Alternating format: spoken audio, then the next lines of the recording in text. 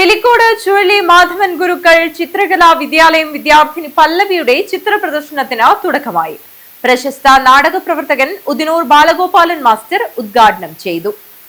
പിലിക്കോട് ചുഴലി മാധവൻ ഗുരുക്കൾ ചിത്രകലാ വിദ്യാലയം വിദ്യാർത്ഥിനി പല്ലവിയുടെ ചിത്ര പ്രദർശനത്തിന് തുടക്കമായി.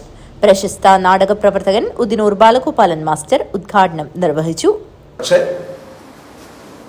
ഇത് ആസ്വദിക്കാൻ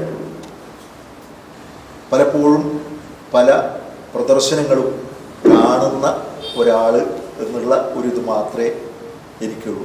ഒരുപക്ഷെ ബീനയുടെയും രവിമാഷിൻ്റെയും ഒക്കെ എന്നോടുള്ള സ്നേഹമായിരിക്കാം ഈ ഒരു ചടങ്ങിന് എന്നെ ക്ഷണിച്ചിട്ടുള്ളത്.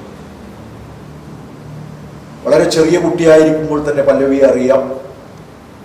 അവളുടെ പ്രകടനങ്ങൾ അത് കലോത്സവ വേദികളിലായാലും അതുപോലെ ഇത്തരത്തിലുള്ള പ്രദർശനങ്ങളായാലും കാണാൻ വേണ്ടി ശ്രമിക്കാറുണ്ട്.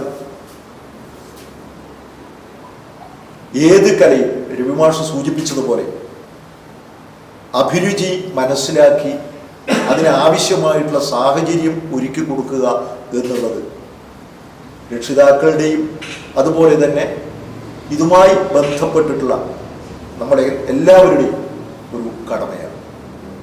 അങ്ങനെ ഒരു പ്രോത്സാഹനം ഉണ്ടായാൽ മാത്രമേ ആ അഭിരുചി, ആ കഴിവ് വളർത്തി എടുക്കാൻ വേണ്ടി കുട്ടികൾക്ക് സാധിക്കൂ.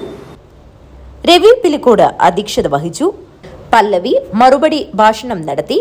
പ്രശസ്ത ചിത്രകാരൻ Mohan Chandran, Pilicode fine arts society secretary Bhaskaran, Raghavan Kulangara തുടങ്ങിയവർ സംസാരിച്ചു.